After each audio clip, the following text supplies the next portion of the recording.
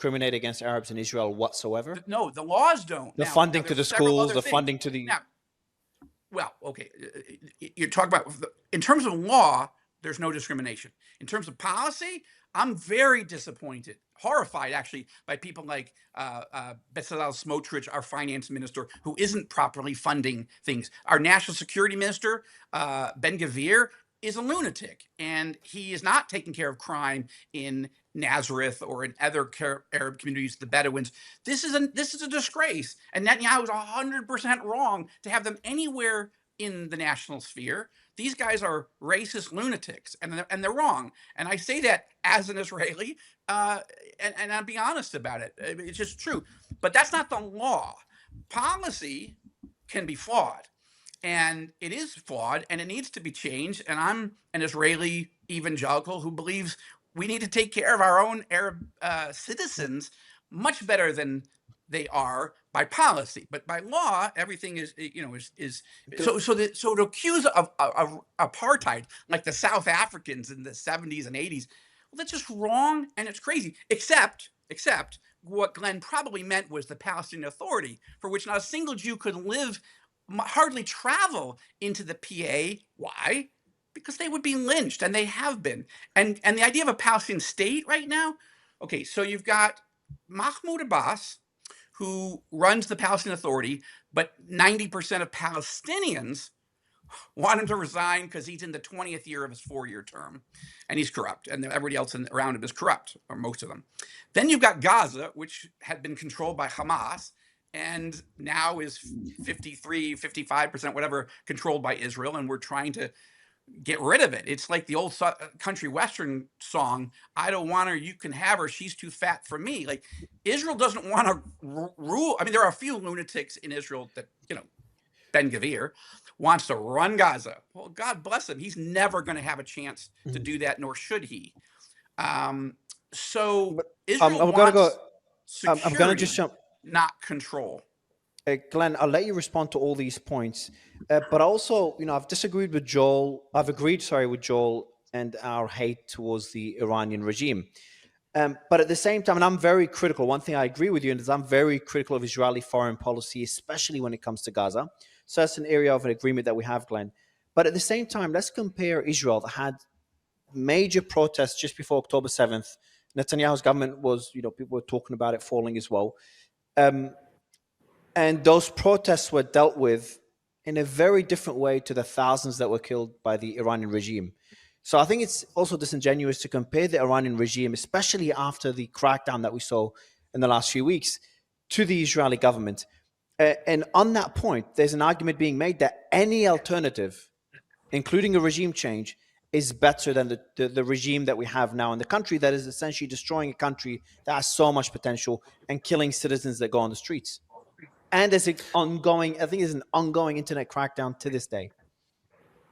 Well, first I'll answer that. But first, I just want to make a point that this whole idea of framing everything as being pro or anti-Israel, I don't think that necessarily makes much sense at all, because I wouldn't think that what I'm suggesting is somehow inherently anti-Israel. I think that the problem for Israel is that under the unipolar moment, the Israelis have been able to essentially have the United States behind them. They haven't been in a position where they had to make any compromises. So they ended up ratcheting up a lot of problems. And I think now that the United States is weakening in that region, you see the emergence of other great powers. Its friends are taking more distance to Israel. Its adversaries are getting more strong. I think then the ideal policy for Israel is to start to make what it hasn't done in decades, which is to pursue a grand bargain while its position is still strong with the United States there. That means recognizing a Palestinian state, get out of Syria, and try to find some peace with Iran. Now, regarding the crackdown, I think that the crackdowns in Israel and Iran are very different, but part of that difference is also because the protests in Israel weren't staged from abroad either. We already heard this from the United States and Israel. That is Scott Bessent, he said at Davos, and then later on in a testimony, he took great pride in the fact that the United States had been able to attack the economy and the currency, that is to push for the objective of pushing Iranians to the streets.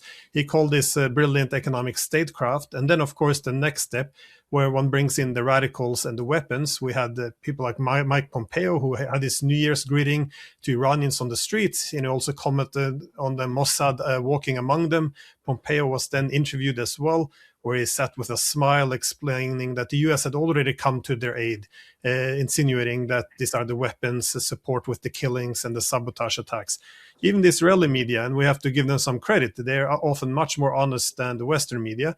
They also open about the weapons they've been sending into Iran to kill all of the Iranians as well. So this idea that all these Iranians who killed were simply peaceful protesters and the Iranian government who are so evil and wanted to kill them all.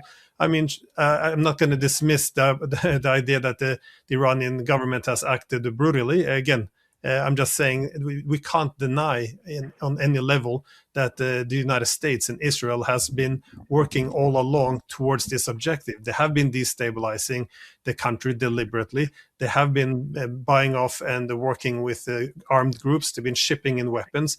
And the goal has been regime change. And making it even darker is what I said earlier, that there is no possible regime change with keeping the country intact. The goal is to break up, balkanize, and destroy the country with whatever hundreds of thousands, if not millions, who could die in the process. So I think it becomes, I'm not buying into the premise that any of this has anything to do with the love for Iranian civilians, because I think what the Israelis and Americans have planned is a very gruesome fate for the Iranians. So I wouldn't. Well, there it is again. America's always wrong. America's the bad guy. There is that word. There is that word. Glenn, how consistent you are. You should just own that. Well, America is the United the bad States guy in your worldview, and it's helpful to understand it, because then we can understand how everything else sort of plays together. Iran, yeah, they're pursuing nuclear weapons, but they probably won't really do it. They have ballistic missiles, but they probably really won't use them. They're not so bad. It's really because of America. You're consistent. At least you're consistent. Except that, but what about the point? But Joel, that's what your real core objective is. What